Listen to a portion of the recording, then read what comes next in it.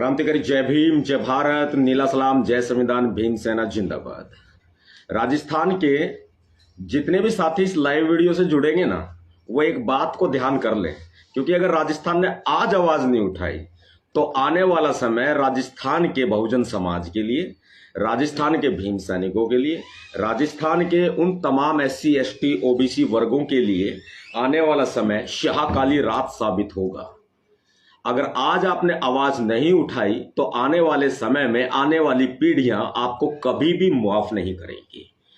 मैं सबसे बड़ी बात जो आज राजस्थान में जो सबसे बड़ा हत्याकांड जितेंद्र मेघवाल हत्याकांड हुआ है, उस मामले की तरफ आप सभी का ध्यान आकर्षित सबसे पहले करना चाहता हूं। उसके बाद में राजस्थान में अन्य और घटनाओं पर भी आपके साथ चर्चा करूंगा, लेकिन उससे पहले एक बात जरूर सुन लीजिए। राजस्थान के पड़ोस में बैठा हूं, राजस्थान हरियाणा का दिल है। राजस्थान के पड़ोस में बैठा हूं, आधी रात को कभी भी अगर आप हमें याद करेंगे ना, तो हम आपके लिए दौड़े चले आएंगे। लेकिन हम अपने समाज को हुक्मरान बनाना चाहते हैं, अपने समाज को निडर बनाना चाहते हैं, अपने समाज को दिलेर बनाना चाहते हैं, अपने समाज को बुजदिल नहीं बनाना चाहते हैं। हम अपने समाज को सही दिशा में चलकर बाबा साहब डॉक्टर भीमराव अंबेडकर जी, मान्यवर साहब काशीराम जी सहित तमाम जितने भी हमारे महापुरुष हैं, सभी महापुरुषों के रास्ते पर चलाना चाहते हैं। शिक्षा का रास्ता हो, रोजगार का रास्ता हो, या फिर मनुवादियों से हथियारों के साथ टक्कर लेने का रास्ता हो, क्योंकि आत्मरक्षा बहुत जरूरी है। सेल्फ डिफेंस आप अपनी तभी कर सकते हैं जब आप अपने आप में समर्थ है, खुद में समर्थ है। यह बहुत दुख का विषय है कि भाई जितेंद्र मेघवाल हमारे बीच नहीं है। भाई जितेंद्र मेघवाल हमारे बीच नहीं है, न्याय नहीं मिला। जो न्याय प्रणाली है, न्याय प्रणाली से पहले जो शासन प्रणाली है, शासन प्रणाली नहीं चाहती कि भाई जितेंद्र मेघवाल को न्याय मिले। इसलिए ये हमने ऐलान किया है। आज से 4 दिन पहले हम ऐलान कर चुके हैं, बता चुके हैं कि हम जयपुर आएंगे, और हम 2 अप्रैल को जयपुर क्यों आएंगे वो भी हम आपको बता देते हैं। देखिए, जितेंद्र मेघवाल हत्याकांड के बारे में आप सब कुछ जानते हैं, भली भांति जानते हैं कि इन मूंछों की वजह से उसकी हत्या कर दी गई। ज्यादा डीपली इस हत्याकांड के मैं नहीं जाऊंगा, सिर्फ मेन मुद्दे की बात बताऊंगा आपको। हम लोग पाली पहुंचे थे, बिल्कुल पहुंचे थे, 22 मार्च को पहुंचे थे। और 22 मार्च को जब हम पाली पहुंचे, जब आपने अपनी ताकत दिखाई, मैं नहीं कहता कि मैंने किया है, मैंने कुछ नहीं किया। जो कुछ किया है मेरे समाज ने किया है, जो कुछ किया है आपने किया है, भीम सेना ने किया है, भीम सैनिकों ने किया है। ये आज आपने अपनी ताकत दिखाई ना 22 मार्च को, ये ताकत आपकी मुझे दुगनी ताकत चाहिए। और वो ताकत कहां चाहिए? जयपुर में चाहिए। क्योंकि पाली में जब हम पहुंचे थे, हमने शासन से बात की, हमने प्रशासन से बात की, प्रशासन ने हमारी सभी मांगों को मान लिया। आप हमें सुनते रहें साथियों, मेरी आपसे रिक्वेस्ट है कि आप हमें सुनते रहें, लेकिन सुनने के साथ साथ 2-2, 4-4 अगर शेयर कर देंगे ना, तो ये बात पूरे राजस्थान तक पहुंच जाएगी। अपनी ताकत का एहसास जो कराना है। दुश्मन हावी हो चुका है, दुश्मन भटका रहा है, दुश्मन सरकार को भी चला रहा है, दुश्मन दुश्मनों को भी चला रहा है, प्रशासन को भी चला रहा है। दुश्मन हावी है हमारे ऊपर। इन दुश्मनों की अगर कमर तोड़नी है तो 2-2, 4-4 शेयर करके अपनी ताकत दिखा दो। आज इस वीडियो पर आपकी ताकत चाहिए, आपके अनलिमिटेड शेयर चाहिए, क्योंकि 2 अप्रैल को आपके भैया जी नवाब सतपाल तंवर जयपुर पहुंच रहे हैं शहीद स्मारक CM आवास का घेराव करने के लिए। और जयपुर ही क्यों? क्योंकि उस दौरान भी 22 मार्च को जब हमने शासन से, प्रशासन से, मेरी बात को ध्यान से सुनिएगा, हमने बात की तो शासन से बात करके प्रशासन का यह कहना था, वहां के DM का, ADM का, SSP का यह कहना था वहां पर कि हमने आपकी सभी मांगे मान ली हैं, हम सरकार के पास भेज देते हैं। अब सरकार में कौन? भाई अशोक गहलोत जी सरकार में बैठे हैं। तो भाई आप बताइए, जब प्रशासन ने हमारी मांगे मान करके शासन को भेज दी जयपुर में, तो फिर जयपुर से वो मांगे ठुकरा दी गई, तो फिर हमें जयपुर में कूच करना चाहिए कि नहीं करना चाहिए? जयपुर जाना चाहिए? जाना चाहिए तो चले आओ, क्योंकि न्याय जयपुर से मिलेगा। अब न्याय जयपुर से मिलेगा, जयपुर से ही तय होगा बहुजन समाज के इस वीर दिलेर शेर जितेंद्र मेघवाल को न्याय दिलाने का जो सरकार ने अपने पास लेटर दबा लिया है ना, उस लेटर को उठाने का वक्त आ गया। आपका समय लूंगा, आपके उल्टे हाथ पर शेयर का बटन है, उसे दबाएं, अपनी टाइमलाइन पर शेयर करें। आपके उल्टे हाथ पर जो शेयर का बटन है उसको फिर से दबाएं और जैसे दबाएंगे सीधे हाथ पर शेयर टू ग्रुप के ऑप्शन खुल जाएंगे। आप शेयर टू ग्रुप के ऑप्शन पर क्लिक करके सभी ग्रुपों में शेयर कर दीजिए। बहुत से साथी हमें सुनते हुए इस बात को जानने के लिए उत्सुक होंगे कि हमें जयपुर में ही आंदोलन क्यों करना चाहिए, और इसकी घोषणा हम 4 दिन पहले कर चुके हैं। हम आपको बिल्कुल बताए देते हैं साफ साफ शब्दों में, हम 4 दिन पहले इसकी घोषणा कर चुके हैं। कुछ मांगे हैं अभी ओपन हो रही हैं, वो मैं आपको बताऊंगा। देखिए, ये मांगे प्रशासन ने मान ली और प्रशासन ने मान करके सरकार के पास भेज दी। सरकार ने इन मांगों को ठुकरा दिया। जयपुर में सरकार बैठी है, राजस्थान की राजधानी जयपुर है, जयपुर में सरकार बैठी है, तो हम जयपुर में राजस्थान के किसी अन्य कोने से नहीं, सिर्फ जयपुर से ही इन मांगों को मनवा सकते हैं। ये हमारे हक है, ये हमारे अधिकार है, ये मांगे नहीं है, ये हमारे हक और अधिकार है। अब आप ये देखिए, एक रोज पहले, एक दिन पहले क्या होता है कि वहां पर भेड़ बकरियां इकट्ठा होती है। कहां? पाली में। पाली में भेड़ बकरियां इकट्ठा होती हैं और भेड़ बकरियां इकट्ठा हो करके हमें भीम सैनिकों को, भीमसेना को चुनौती देते हैं, मिमियाते हैं। भेड़ बकरियां चुनौती नहीं देती, भेड़ बकरियां मिमियाती हैं। और ये भेड़ बकरियां मिमिया रही थी वहां पर, कह रहे थे कि 2 मिनट के लिए पुलिस हटा देते, हम ये कर देते, हम वो कर देते, हम फला कर देते, ढिकड़ा कर देते। अरे मेरे भाई, ओ मिमियाने वालों, भेड़ बकरियों जो वहां इकट्ठे हुए थे पाली में हमारे खिलाफ, जो अपने आप को 35 कौम कह रहे थे, जो अपने आप को राज पुरोहित कह रहे थे, राज पुरोहित, और अपने आप को स्वर्ण बता रहे थे। भाई, तुम्हारे शरीर पे कोई सोना चढ़ा है क्या? तुम तो हो गए तथाकथित स्वर्ण जानवर हो क्या? सोना चढ़ा है क्या तुम्हारे ऊपर? शेर ठोको भाई, इसी बात पे जरूरी है। वो वहां पर मिमिया रहे थे कि पुलिस हटा देते, हम ये कर देते, वो कर देते। देखिए, गरजने वाले कभी बरसते नहीं हैं, और इन भीम सैनिकों से उलझने की कोशिश मत करना, वरना आने वाली पुश्ते, आने वाली नस्लें खत्म कर देंगे। बताए दे रहे हैं, सारी जाति कभी गलत नहीं होती, लेकिन जातियों में कुछ ये छोटे मोटे कीड़े मकोड़े हैं ना, ये राजपुरोहितों में। पूरे राजपुरोहित समाज को बदनाम मत करो, बता रहे हैं हम आपको, वरना तुम्हारी हेकड़ी ना घुसा देंगे। बिल्कुल क्लियर बोल रहे हैं साथियों। हमारी कुछ मांगे थी जिनको प्रशासन ने मान लिया, लेकिन गहलोत सरकार ने ठुकरा दिया। अब सीएम ऑफिस कहां है? सीएम ऑफिस जो है वो जयपुर के अंदर है। जयपुर से ही हम अपनी मांगे मनवा सकते हैं, बाकी सब व्यर्थ है। अब एक ही विकल्प है, जयपुर। बाकी आप समझदार हैं, पढ़े लिखे हैं, समझदार हैं, दिमाग भी है, सोचने समझने की ताकत भी है कि आप पूरे दल बल के साथ जयपुर पहुंचेंगे या उन मनुवादियों को मौका दे देंगे दोबारा हमला करने का। सोच लो, ये मेरे भविष्य का नहीं, ये आपके भविष्य का सवाल है कि सही रास्ता और सही आस्था। देखो, आस्था भी सही होनी चाहिए और रास्ता भी सही होना चाहिए। अगर आपके पास प्लेटफॉर्म, आपके पास रास्ता सही नहीं है तो आप अपनी दिशा से भटक जाएंगे। आपके पास प्लेटफॉर्म अगर सही नहीं है तो आपकी नैया डूब जाएगी, बड़े से बड़ा जहाज भी आपका डूब जाएगा। क्योंकि मैं बड़ी बात कहूंगा, पाली का प्रशासन इस पर पल्ला झाड़ रहा है, कह रहा है कि अब हमारे हाथ में सब कुछ नहीं है, अब जो है वो राज्य सरकार के हाथ में, अशोक गहलोत साहब के हाथ में है। ठीक है भाई, हमारी हिम्मत है, हम नहीं कहते कि हमारा सीना मोदी जी की तरह 56 इंच का है, लेकिन हमारा जिगरा सरदार उधम सिंह के जैसा है, हमारा जिगरा सरदार भगत सिंह के जैसा है। हम 2 अप्रैल दोहराएंगे, हम 2 अप्रैल का इतिहास दोहराएंगे, हम 2 अप्रैल की क्रांति दोहराएंगे, हम भीमा कोरेगांव दोहराएंगे, अगर जरूरत पड़ी तो दोहराएंगे। हम सीएम कार्यालय या सीएम आवास के सामने हम जाकर के अपना हक, अपना हकूक, अपना अधिकार हम बात करेंगे, मांगेंगे नहीं भीख की तरह, हम छीन कर लेंगे, हम छीन लेंगे इन अधिकारों को। हम गहलोत साहब से बिल्कुल साफ साफ शब्दों में कह दे रहे हैं, सीएमओ में या सीएम आवास में आईएएस आईपीएस अधिकारियों की ड्यूटी होती है।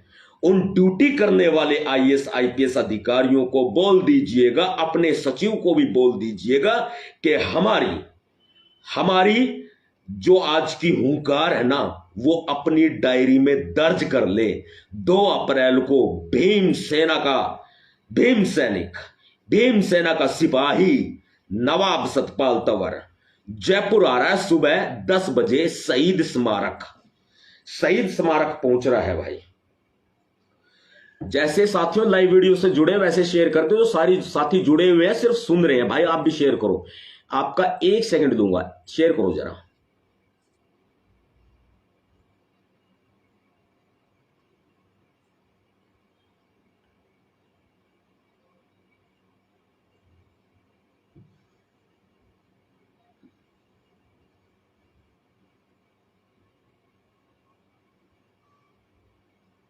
शेयर करो भाई, जरूरी है। आपका कुछ समय लूंगा मैं, जरूरी है, बहुत जरूरी है, बहुत जरूरी है। क्योंकि हर आदमी समझदार है, कोई आदमी पागल नहीं है, बेवकूफ नहीं है। हर व्यक्ति समझदार है, हर व्यक्ति समझता है कि हमारा अगला जो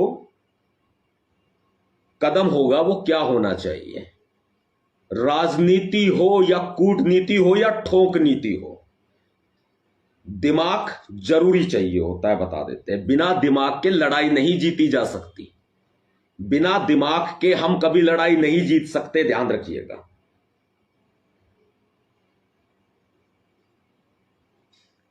अगर बिना दिमाग के लड़ाई लड़ने के लिए अगर योद्धा मैदान में उतर जाए ना, तो पटकनी खानी पड़ेगी, हालात खराब हो जाएंगे।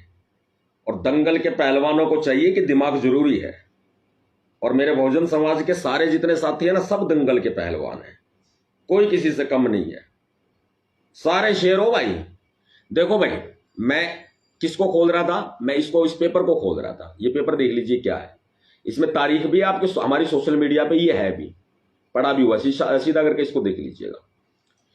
ये है एक मांग पत्र, एक हकूक मांग पत्र, जिसको 22 मार्च 2022 को पाली के डीएम के नाम और वहां प्रशासन मजिस्ट्रेट पाली के नाम हमने उनके मार्फत हमने मुख्यमंत्री राजस्थान सरकार जयपुर को दिया था।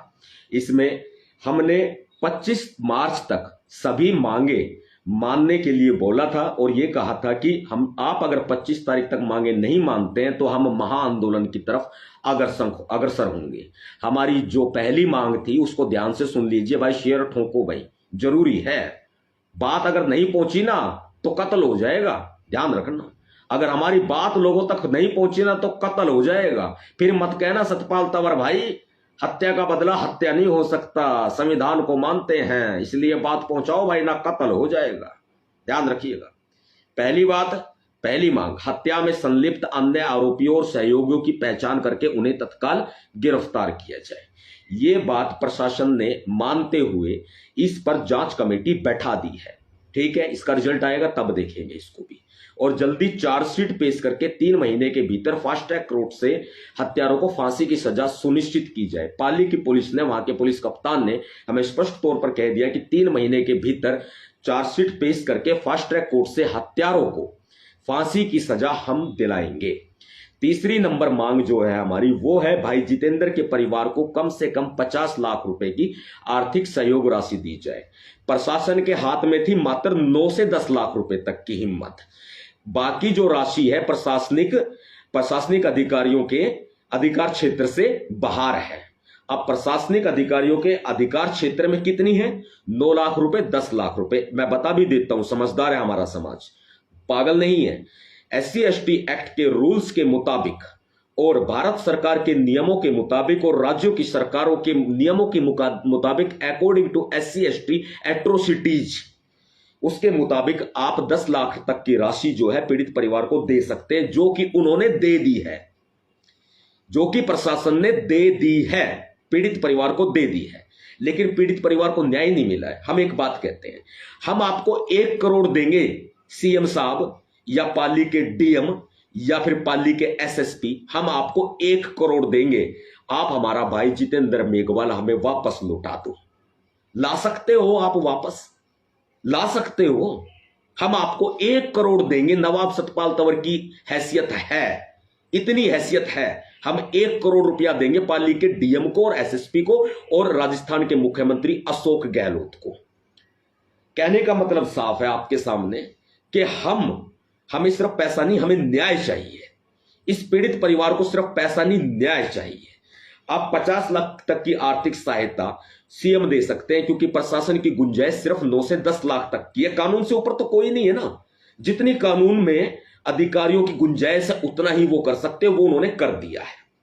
अब चौथे नंबर पॉइंट की बात आ जाती है। भाई शेर ठोको, कहां जा रहे हो सुन सुन के? सच्चाई बड़ी कड़वी होती है, जरा सुनो और पहुंचाओ साथियों तक। सच्चाई बड़ी कड़वी होती है, क्योंकि समाज के लिए हुक्मरान बनाने के लिए निकले, समाज को बुज़दिल नहीं और गुमराह भी नहीं करेंगे, ध्यान रखिएगा।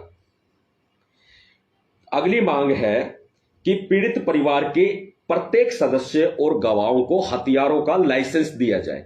इस पर पाली के एसएसपी ने कह दिया है प्रॉपर कि हम गवाहों को और परिवार के सदस्यों को लाइसेंस का हथियार देंगे, उनसे आप फार्म भरवा लीजिए और फार्म हम खुद जाकर के भरेंगे और हथियार का लाइसेंस दे देंगे। ठीक है भाई, ये मांग पूरी हुई। 12वां गांव में स्थायी तौर पर पुलिस चौकी तत्काल स्थापित की जाए। पुलिस चौकी स्थापित करने की कार्रवाई उन्होंने उसी समय शुरू कर दी थी। बाकी मुझे वहां से एक बार रिपोर्ट लेनी पड़ेगी पुलिस चौकी स्थापित करने का आखिर वहां उनका जो प्रोसीजर है वो कहां तक पहुंचा है। 7वीं मांग है जाति के नाम पर अनुसूचित जातियों का उत्पीड़न करने उत्पीड़न करने वाले असामाजिक तत्वों की पहचान करके उन्हें जेल भेजा जाए। देखिए, ये जितेंद्र मेघवाल भाई का केस है, लेकिन जितेंद्र मेघवाल भाई के साथ में उस गांव में जब हम गए थे तो उन गांव के लोगों ने हमें बताया था कि अनुसूचित जाति के दलित वर्ग कह करके जिनको दबाया जाता है, दला जाता है, कुचला जाता है, उनके जूते चप्पल निकालने पड़ते हैं उनको जब वो राज पुरोहितों के घरों के बाहर से निकलते हैं। जब वो अपने जूते चप्पल निकालने की एक प्रथा बनाई हुई है, जूते चप्पल निकाल करके हाथ में पकड़ के चलेंगे, जूते चप्पल पहन के नहीं चलेंगे या फिर सिर के ऊपर रख के चलेंगे। ऐसी बातें राजस्थान से हमारे सामने पहले भी बहुत आती रही हैं और हमने ये आवाजें उठाई हैं, समय समय पर ये आवाजें उठाई है, क्योंकि राजस्थान हरियाणा का दिल है, राजस्थान मेरा भी दिल है, राजस्थान मेरी युद्ध भूमि है। मैंने पहले बताया और मैं फिर कह देता हूं, हरियाणा मेरी जन्मभूमि, यूपी मेरी कर्म भूमि, दिल्ली मेरी शिक्षा भूमि, पंजाब मेरी क्रांति भूमि, तो राजस्थान मेरी रणभूमि है, राजस्थान मेरी युद्ध भूमि है। युद्ध का ऐलान राजस्थान में हम पहले ही कर चुके हैं, हम महासंग्राम का ऐलान राजस्थान में कर चुके हैं। अब ये जयपुर में पूरा करेंगे। जयपुर में आपको पहुंचना है 2 अप्रैल, शहीद स्मारक जयपुर, 2 अप्रैल को सुबह 10 बजे, ध्यान रखिएगा। अगर आप आज टूट गए ना तो आपके साथ में कोई नहीं आएगा, बता रहे हैं हम आपको। अब आप देखिए, जो हमने कहा कि अनुसूचित जातियों का उत्पीड़न करने वाले असामाजिक तत्वों की पहचान करके उन्हें जेल में भेजा जाए, यानी कि एक जितेंद्र मेघवाल भाई केस के अलावा जहां भी जातीय शोषण हो रहा है, जातीय उत्पीड़न हो रहा है, उनको, उन असामाजिक तत्वों की आप पहचान करें, उनको परमानेंटली जेल में भेजे या उनका एनकाउंटर कर दो, वरना फिर भीमसेना अपनी पर आई ना तो भारी पड़ेगा अशोक गहलोत साहब, ध्यान रखिएगा। नंबर 8वीं मांग है हत्या, और ये मांग कौन पूरी करेगा? जो 7वीं थी, ये अशोक गहलोत जी पूरी करेंगे। सिर्फ एक जिले का प्रशासन इसको पूरा नहीं कर सकता, ये सरकार पूरा करेगी। सरकार बैठी है जयपुर में और मैं पहुंच रहा हूं जयपुर। फिर बात आ जाती है जाति के नाम पर हत्याकांड की उच्च स्तरीय जांच जल्द पूरी करके चालान पेश अदालत किया जाए। यह पुलिस डिपार्टमेंट का काम है, जिसको उन्होंने मान लिया है। और अकॉर्डिंग टू, अगर वो ना भी माने ना तो मैं आपको कानून बता देता हूं। SC/ST एट्रोसिटीज एक्ट 1989 के तहत आपको 90 दिन के भीतर, SC/ST के मामलों में 90 दिन के भीतर आपको जांच पूरी करनी पड़ेगी और फास्ट ट्रैक कोर्ट में चालान पेश करना होगा। अगर वो नहीं करेंगे तो भी कानून उनसे करवा लेगा, क्योंकि ये कानून है, ये SC/ST एक्ट में ये रूलिंग है, ये बकायदा सुप्रीम कोर्ट की भी गाइडलाइंस है। ये तो रोक ही नहीं सकता कोई, 90 दिन में तो जांच पूरी करनी ही पड़ेगी भाई, दुनिया की कोई ताकत रोक ही नहीं सकती। तो ये मांग भी हमारी गई। नंबर 8वीं मांग है पीड़ित परिवार और गवाहों को उचित पुलिस सुरक्षा प्रदान की जाए। पुलिस सुरक्षा के लिए हमारी मांग लगातार जारी रहेगी, हथियारों की और पुलिस सुरक्षा की भी। यह बहुत जरूरी है और इसे सीएम पूरा करेंगे, सीएम करेंगे इसे पूरा। अब बात आ जाती है 10वीं मांग, मुख्यमंत्री अशोक गहलोत। आप बताइए मुख्यमंत्री अशोक गहलोत, वर्तमान समय में पूरे प्रदेश में अनुसूचित जातियों, जनजातियों, महिलाओं आदि पर जो अत्याचार एट्रोसिटीज हो रही हैं, उनकी सुरक्षा की जिम्मेदारी आप लेंगे। देखिए, मुख्यमंत्री पूरे राजस्थान को संचालित करते हैं जयपुर से। सीएम ऑफिस है जयपुर में, सीएम आवास है जयपुर में। ऐसे में हमने वहां भी ऐलान कर दिया था, वहां भी हमने बता दिया था कि अब हमारा यहां से हमारी मांग पूरी नहीं हुई पाली से, तो अब हमारा अगला पड़ाव जो है वो जयपुर होगा, जो कि अब सुरक्षा की जिम्मेदारी तो भाई अशोक गहलोत जी लेंगे, सीएम कार्यालय लेगा, सीएम आवास लेगा। तो हम सीएम आवास का घेराव करेंगे 2 अप्रैल को सुबह 10 बजे शहीद स्मारक पहुंचेंगे जयपुर में। जो साथी आना चाहते हैं, जितेंद्र भाई मेघवाल की आवाज बनना चाहते हैं, राजस्थान में जितने भी हमारे SC/ST OBC वर्गों पर, महिलाओं पर अत्याचार हो रहे हैं, उन अत्याचारों के खिलाफ आप हमारी आवाज बनना चाहते हैं, तो आप जयपुर चले आइए। क्योंकि आपकी आवाज, जो आप आज हमारे आवाज के साथ में अगर आप आवाज मिलाएंगे ना, तो ये आवाज आपकी पूरे देश में गूंजेगी। मैं आपको बता देता हूं, आज इस लाइव में कह देता हूं, बाद में चाहे आप समझें या ना समझें, लेकिन आपको अब समझना पड़ेगा। 4 दिन पहले हमने जयपुर आने की घोषणा कर दी है और हम आपको आज भी यही कह रहे हैं कि आज अगर जयपुर में राजधानी जयपुर में अगर बड़ा आंदोलन, महाआंदोलन खड़ा होता है, तो समझो पूरे राजस्थान में यह महाआंदोलन खड़ा होगा। और राजस्थान में आंदोलन होता है तो राजस्थान के पड़ोस में हरियाणा है, हरियाणा पे भी इस आंदोलन का असर पड़ेगा। हरियाणा में जो जातीय अत्याचार होते हैं उनमें भी कमी आएगी, ये असर पड़ेगा। राजस्थान के पड़ोस में गुजरात है, गुजरात में जो जातीय शोषण होता है उसमें भी कमी आएगी। ये राजस्थान की महाक्रांति का, राजस्थान के महासंग्राम का, राजस्थान के महाआंदोलन का असर गुजरात पर भी पड़ेगा। और ये सबसे बड़ा असर कहां पड़ेगा, जो राजस्थान के बाद एट्रोसिटीज का नंबर आता है, हरियाणा का और मध्य प्रदेश का।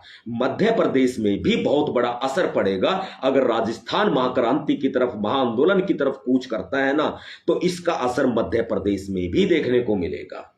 इसलिए साथियों, पूरे एक हो जाइए। और मुझे ये भी सूचनाएं मिल रही हैं कि बहुत सारे साथी जो है,